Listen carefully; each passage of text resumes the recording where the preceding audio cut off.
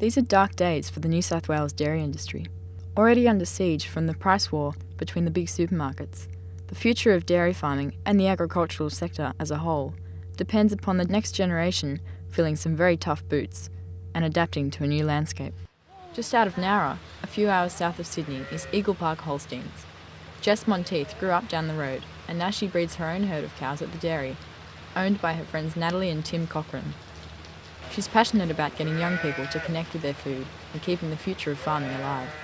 We're in the calf shed with rain pouring, the electric fence clicking, and the cup steriliser buzzing.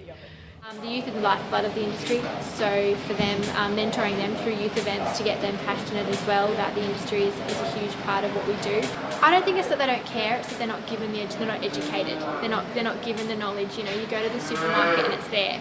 A lot of things aren't labelled properly to let people know where their food has come from. A big part of it is obviously knowing where it's come from in Australia, but what's been imported and what hasn't. So what's been grown here and what hasn't been grown here. One of my best friends is a teacher, and she had a little boy come up to her and say, "Oh, I can't eat that vegetable, it's got dirt on it." And she said, "Well, where do you think it came from?" And he said, "It came from a shop." And she said, No, it came from..." She had to go through the whole process of where it came from. So she said to me at the end, "So where did the vegetables come from?" And he said, "A cow." Agriculture is a declining career choice for Australians, with the average Australian farmer aged 52 and hundreds of university graduate jobs going unfilled every year. Jess is studying agricultural science and agribusiness finance at Charles Sturt University with the aim of helping farmers continue their businesses. Succession planning is about planning where the farm's going to go from here. So, you know, the next generation, so you might have the average age of farmers is 57 and increasing, so they're looking to retire. And a lot of people either do have the children that want to take it on but don't know how, so there's the legal side of it and the financial planning side of it, but then there's others that don't have the family, so you'd be sitting on a fifth generation farm and you don't have the kids, you don't have the family to take it on, so that's where share farming comes in. So it's about giving youth the opportunities to come on and work a farm that don't have the opportunities, or continuing that family tradition and keeping the land productive. Keeping the land productive is a challenge for dairy farmers like Tim Cochran, who are feeling the squeeze. And it's not just the farmers themselves who are affected. Put this way, in 2 months it'll be double your average person's income for a year. That's just for one of our 2 farms.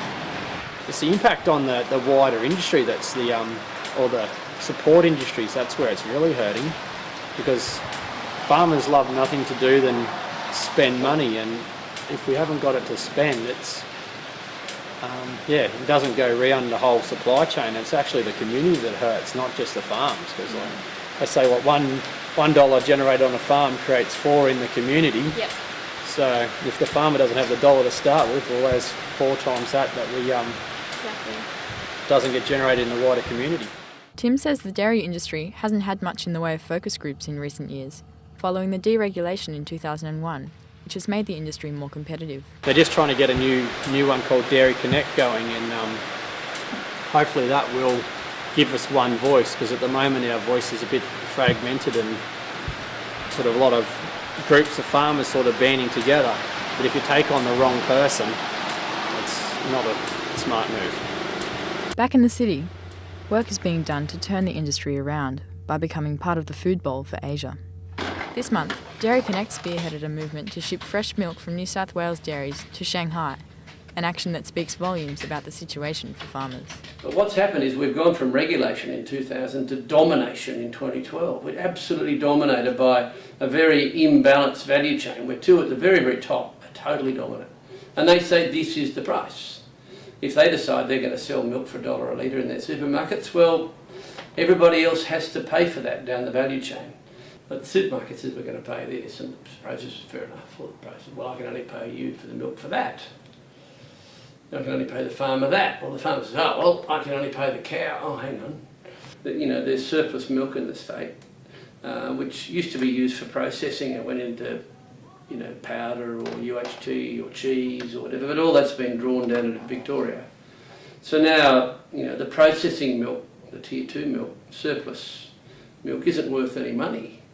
Let's see if we can turn that back into tier 1, and then we can make these farmers profitable again.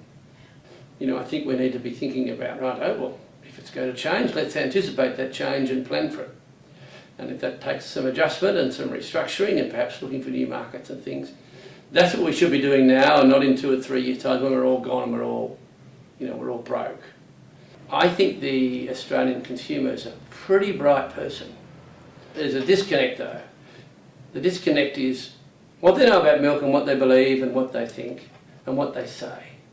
But then the disconnect is in what they actually do when they stand in the supermarket and they can buy unbranded milk for $1 a litre, or they're going to buy branded milk for more.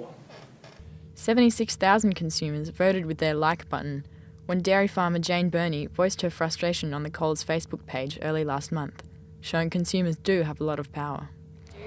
We've got the All Breeds Dairy Youth Camp in January in Melbourne, so that's all about getting kids and up in the dairy industry involved as well, so that they've got an idea, they can come in, they can have a go, they can get an idea of what the industry is about, and hopefully give them prospective opportunities on not just opportunities in agriculture, opportunities in the industry, but to increase awareness of where their food and fibre comes from.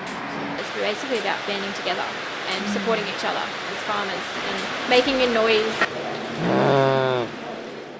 And it's possible the big supermarkets and milk drinkers of all ages might just listen.